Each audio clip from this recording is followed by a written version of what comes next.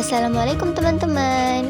Jadi ceritanya hari ini aku mau mengeksplor keanekaragaman hayati di daerah sekitarku. Nah, ini aku lagi di jalan OTW ke sawah. Aku melewati jalan tanah bebatuan yang di kanan kirinya terdapat hamparan rerumputan hijau yang tumbuh liar di pinggir-pinggirnya. Kita sudah semakin dekat teman-teman. Aku penasaran banget nih, kira-kira tumbuhan dan hewan apa saja ya yang kita temui hari ini? Ikuti terus ya petualangan aku. Nah guys, sebelum kita lanjut, aku mau jelasin sedikit nih. Jadi, keanekaragaman hayati itu adalah keberagaman makhluk hidup yang ada di suatu lingkungan. Bisa berupa tumbuhan, hewan, dan mikroorganisme. Setiap makhluk ini mempunyai peran penting dalam menjaga keseimbangan ekosistem.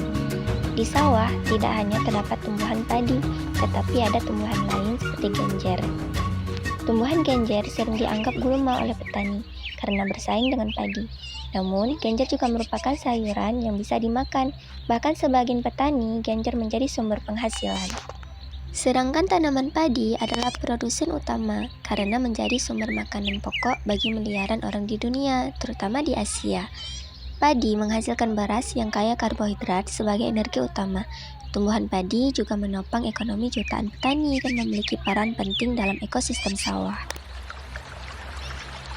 Nah, ini adalah air diirigasi yang mengalir di sekitar sawah. Sumber air dari sungai, para petani biasanya memanfaatkan air irigasi untuk mengairi persawahan, terlebih di saat musim kemarau. Irigasi berperan sangat penting karena menjaga kelembapan tanah, membantu pertumbuhan padi, dan menyediakan habitat bagi makhluk hidup seperti keong, ikan kecil, katak, bahkan belut. Selain itu, di dasar perairan dan lumpur sawah, kita sering menemukan keong dan telurnya. Keong ini bisa menjadi hama bagi tanaman padi karena memakan daun dan batang padi muda. Tetapi sekaligus jadi bagian penting loh dalam rantai makanan karena dimakan oleh bebek dan beberapa jenis burung.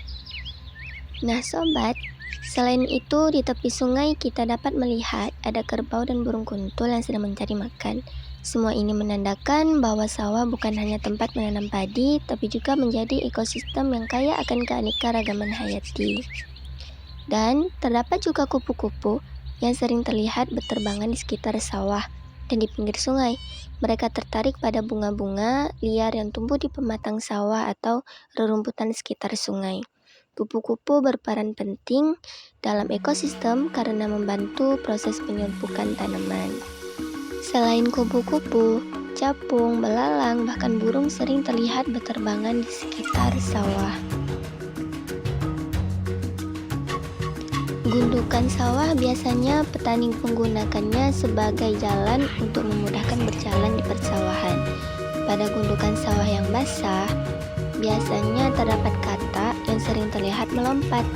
Amfibi ini adalah predator alami bagi serangga hama yang menyerang padi.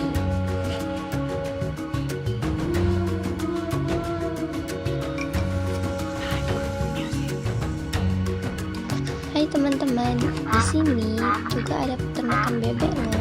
Bebek-bebek ini ikut berperan penting. Bebek-bebek ini memakan hama seperti keong dan serangga. Bebek juga menghasilkan kotoran yang bisa menyuburkan tanah. Jadi ekosistem sawah ini saling terhubung dan saling mendukung ya kan? Jadi teman-teman, inilah keanekaragaman hayati yang bisa kita temui di sekitar sawah. Dari bebek, keong, burung, kerbau, hingga sistem irigasi yang menopang semuanya. Nah, sekarang kita udah tahu kan, sawah bukan hanya tempat menanam padi, tapi juga rumah bagi berbagai makhluk hidup. Terima kasih sudah ikut menjelajah bareng aku. Jangan lupa jaga alam kita ya, karena setiap makhluk punya peran penting dalam menjaga keseimbangan lingkungan. Sampai jumpa di vlog selanjutnya. Assalamualaikum warahmatullahi wabarakatuh.